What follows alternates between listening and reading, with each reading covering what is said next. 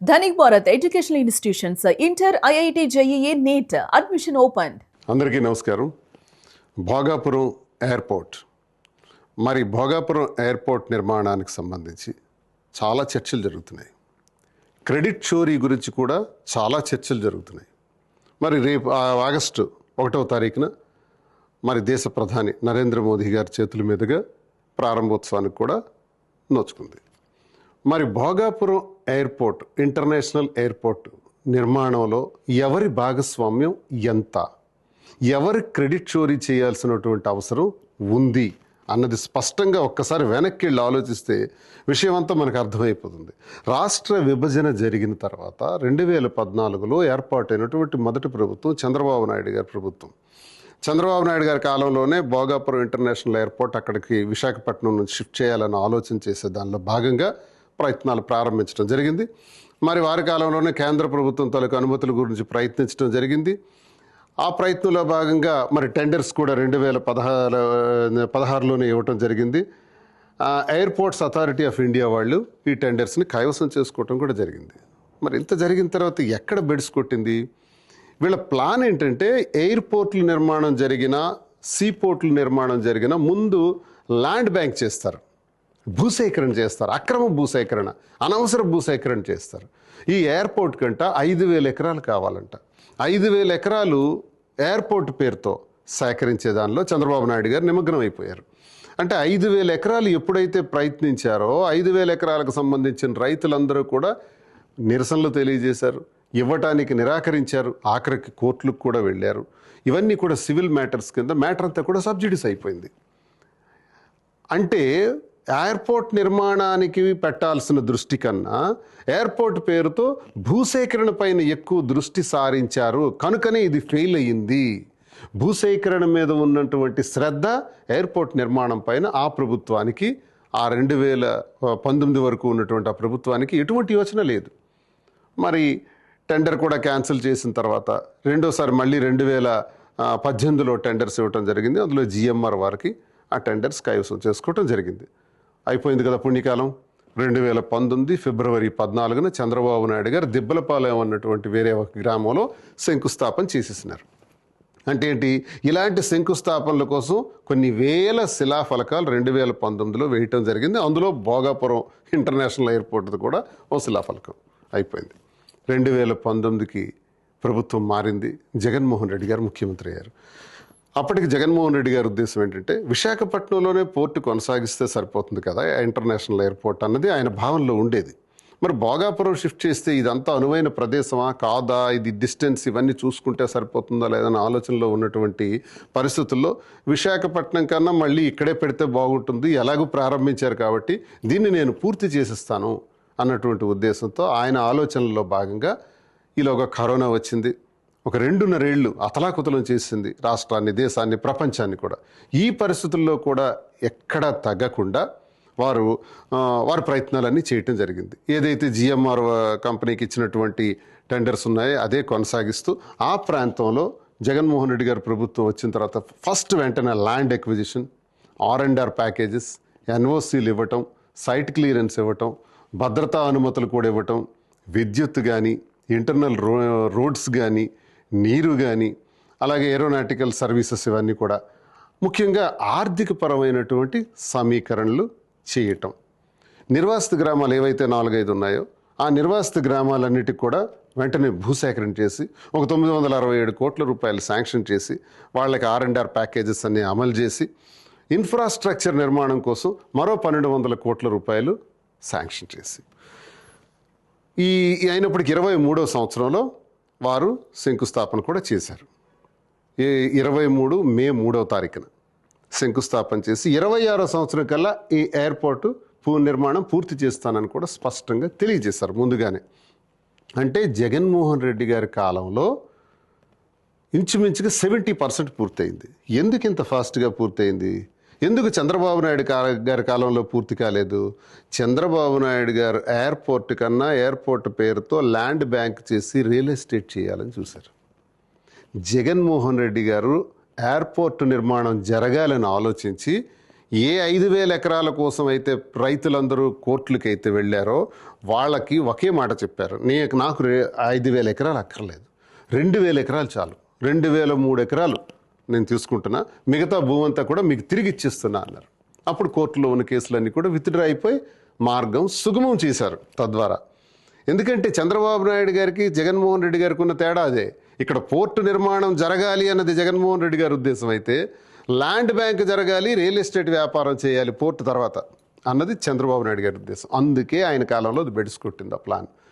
మరి జగన్మోహన్ రెడ్డి గారి కాలంలోనే 70% పూర్తి చేసుకుంది. కోర్స్ ప్రభుత్వం మారింది, ఇప్పుడు కూటమి ప్రభుత్వం అధికారంలోకి వచ్చింది. ఆ ఉన్నటువంటి ఆ 20-30%ని ఎలాగో పూర్తి చేయాలి కాబట్టి అది పూర్తి చేసేసి ఈరోజు ప్రారంభోత్సవానికి చేస్తున్నారు. నేను అంటున్నాను, చంద్రబాబు నాయుడు గారి కాలంలో ఇప్పుడు పోర్టు నిర్మాణానికి అడుగులు పడ్డాయా, జగన్మోహన్ రెడ్డి గారి కాలంలో అడుగులు పడ్డాయా, స్పష్టంగా అర్థమవుతుంది కదా. పూర్తిగా పట్టించుకోలేదు కదా. ఈ పరిస్థితుల్లో చంద్రబాబు నాయుడు గారు ఎప్పుడు కూడా క్రెడిట్ చోరీ చేయటం వారికి అలవాటు. క్రెడిట్ చోరీ ఇప్పుడే కాదు, చాలా సందర్భాల్లో ఆయన చేశారు. నేనే ఐటీ సృష్టికర్తను, నేనే ఐటీని హైదరాబాద్ను తీసుకురావడానికి కారణం, హైదరాబాద్ నిర్మాణానికి నేనే కారణం అనే క్రెడిట్ చోరీ ఇదంతా కూడా. అసలు ఐటీని పండిట్ జవహర్లాల్ నెహ్రూ గారు ఆ 64 వరకు ప్రధానమంత్రిగా ఉన్న ఆఖరి రోజుల్లోనే కంప్యూటర్ అనేది ఇంట్రడక్షన్ అయిపోయింది. 70కి వచ్చేటప్పుడు కంప్యూటర్స్ ఆల్రెడీ ఎస్టాబ్లిష్ అవుతున్నాయి అప్పుడప్పుడే. ఆ తర్వాత రాజీవ్ గాంధీ గారు వచ్చి దానిపైన ఎక్కువ దృష్టి పెట్టారు. నేదురుమల్లి జనార్దన్ రెడ్డి గారి టైంలో హైదరాబాద్లో శంకుస్థాపనలు జరిగాయి. అప్పటికి ఇంకా చంద్రబాబు నాయుడు గారు చదువుకుంటున్నారు. వారు వచ్చినప్పటికి అప్పటికే కంప్యూటర్ అన్నది ఇంట్రడక్షన్ అయ్యి 5 సంవత్సరాలు అయిపోయింది. కానీ ఈరోజు ఏం జరుగుతుంది, హైదరాబాద్లో కంప్యూటర్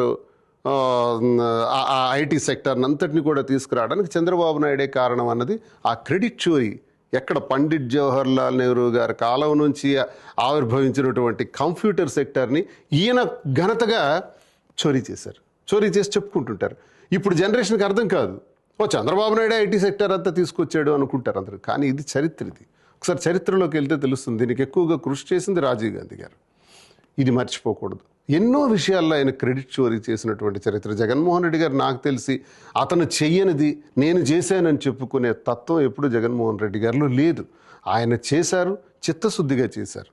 ఉత్తరాంధ్ర పైన ప్రత్యేకమైనటువంటి దృష్టి సారించినటువంటి మొట్టమొదటి ఆంధ్రప్రదేశ్ రాష్ట్ర ముఖ్యమంత్రి ఎవరంటే జగన్మోహన్ రెడ్డి గారు. ఎందుకంటే ఇక్కడ తరతరాలుగా ఉన్న కిడ్నీ వ్యాధుల గురించి ఆలోచించిన వ్యక్తి. 700 కోట్ల రూపాయలతో కిడ్నీ ఆసుపత్రి, రీసెర్చ్ సెంటర్, పాతపట్నం ఇక్కడికి 140 కిలోమీటర్ల దూరంలో ఉంటే త్రాగునీరు కోసం పెద్ద పైప్ లైన్స్ వేసి అందరికీ త్రాగునీరు ఇచ్చే కార్యక్రమం. ఇది నాకు తెలిసి మరో 40-50 సంవత్సరాలు కష్టపడినా ఇది జరిగే పని కాదు. కానీ కరోనా సమస్యల్లో కూడా 2 ఏళ్లలోనే ఇది పూర్తి చేసి కిడ్నీ సమస్యల్ని తరిమి కొట్టినటువంటి జగన్మోహన్ రెడ్డి గారు. అంతేకాదు 70 ఏళ్ల కాలం నుంచి భావనపాడు పోర్టు గురించి, సీ పోర్టు గురించి మాట్లాడుకుంటున్నాం శ్రీకాకుళం జిల్లాలో. అది ఎప్పుడు అభివృద్ధికి నోచుకోవాలి, అది ఎప్పుడు ప్రారంభం కాలా. కానీ జగన్మోహన్ రెడ్డి గారు వచ్చిన తర్వాత మూలపేట పోర్టు నిర్మాణానికి కూడా 2023 ఏప్రిల్ 19న శంకుస్థాపన చేస్తే అది నా చేతుల మీదే 70% పూర్తి చేయించారు జగన్మోహన్ రెడ్డి గారు. నేను స్వయంగా దగ్గరుండి పూర్తి చేయించాను. ఈ 25వ సంవత్సరం నాటికి ఆ పోర్టు ప్రారంభం కావాలి, ఎగుమతులు దిగుమతులు. ఈరోజు 26వ సంవత్సరం వచ్చింది, కానీ ప్రారంభం కావట్లేదు. ఎందుకంటే మళ్ళీ భూసేకరణ ప్రారంభిస్తున్నారు. భూసేకరణ ఎందుకు?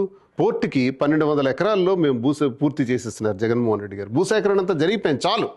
ఆనాడు భావనపాడు సీ పోర్టుకు కూడా 15,000 ఎకరాలు కావాలి, లేకపోతే పోర్టు నిర్మాణం జరగదని చెప్పారు. దేశంలో ఏ పోర్టుకి 15,000 ఎకరాలు ఉంది?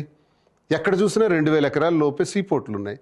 అలాగే ఎయిర్పోర్ట్లు చూసుకున్నా 1800 ఎకరాలు, 1500 ఎకరాలు. ముంబై ఎయిర్పోర్ట్ కూడా 2,000 ఎకరాలు లోపే. మరి ఇక్కడ ఎందుకంటే 5,000 ఎకరాలు భోగాపురం ఇంటర్నేషనల్ ఎయిర్పోర్ట్ కోసం? అక్కడే ఆ భోగాపురం ఇంటర్నేషనల్ ఎయిర్పోర్ట్కి నష్టం జరిగింది.